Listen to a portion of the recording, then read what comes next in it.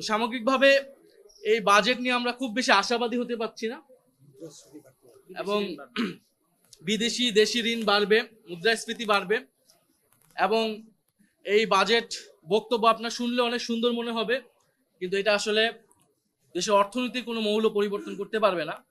এবং অর্থনৈতিক সংস্কার রাজনৈতিক সংস্কার থেকে বিচ্ছিন্ন না। আমরা দেখেছি এই সরকারের রাজনৈতিক সংস্কারের ক্ষেত্রে তার কমিটমেন্ট, তার অর্জন হচ্ছে শূন্য।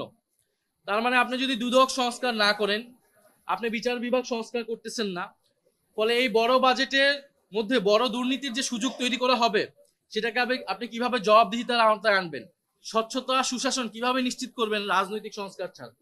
ফলে এই রাজনৈতিক সংস্কার কিন্তু, অর্থাৎ জুলাই সনদ যখন বাস্তবায়ন করেনি সরকার এখন পর্যন্ত, ফলে এই বাজেটের ভিতর দিয়ে যে দুর্নীতি করার অবাধ পথ তৈরি হবে, সেটাকে কিভাবে সরকার জবাবদিহিতার মধ্যে আনবে, এটাও আমাদের কাছে নিশ্চিত না আমরা। ফলে এটা অনেকটা চানাচুরের মতো, খেতে ভালো লাগবে, দেখতে সুন্দর, কিন্তু এটার কোনো পুষ্টিগুণ নাই। তো এই বাজেটটাকে আমাদের কাছে সেরকমই মনে হয়েছে, উচ্চবিলাসী, বাস্তবতা বিবর্জিত, এবং এটা একটা ঋণগ্রস্ত দেশের মানুষের উপর ঋণের চাপটা আরো বাড়াবে। এবং অর্থমন্ত্রী কিন্তু, মাননীয় অর্থমন্ত্রী নির্বাচনী ইস্তেহারে তাদের ছিল, বিএনপি নির্বাচনী ইস্তেহারে, যে তারা আর্থিক খাতে কোনো রাজনৈতিক নিয়োগ দিবে না, রাজনৈতিক বিবেচনা করবে না। বাংলাদেশ ব্যাংকেই আমরা সর্বপ্রথম বিতর্কিত সমালোচিত নিয়োগ দেখেছি, দলীয় নিয়োগ দেখেছি।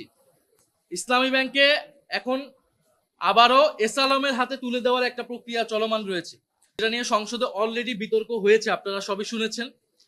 তার মানে ব্যাংকিং খাতের যেই নৈরাজ্যটা ছিল এবং আমানতকারীদের, গ্রাহকদের যে অনাস্থা, সে অনাস্থা কিন্তু নতুন করে আবার শুরু হয়েছে। সবাই তাকিয়েছিল সরকারের দিকে যে একটা আস্থার জায়গা তৈরি হবে, কিন্তু সেটা কিন্তু হয়নি। ইসলামী ব্যাংকের উপর যে অনাস্থা, আমানতকারীদের যদি অনাস্থা তৈরি হয়, এটা কিন্তু পুরো ব্যাংকিং খাতে এই নৈরাজ্যতা তৈরি হবে, এবং এটা হচ্ছে। এবং খেলাপি ঋণদের বিরুদ্ধেও এই সরকার কি ব্যবস্থা নেবে, এটা আমরা প্রথম অধিবেশনে এই প্রশ্নগুলো, এই পয়েন্টগুলো তুলেছিলাম, সেগুলাও অর্থমন্ত্রীর পুরো বক্তব্য আসলে আমরা পাইনি।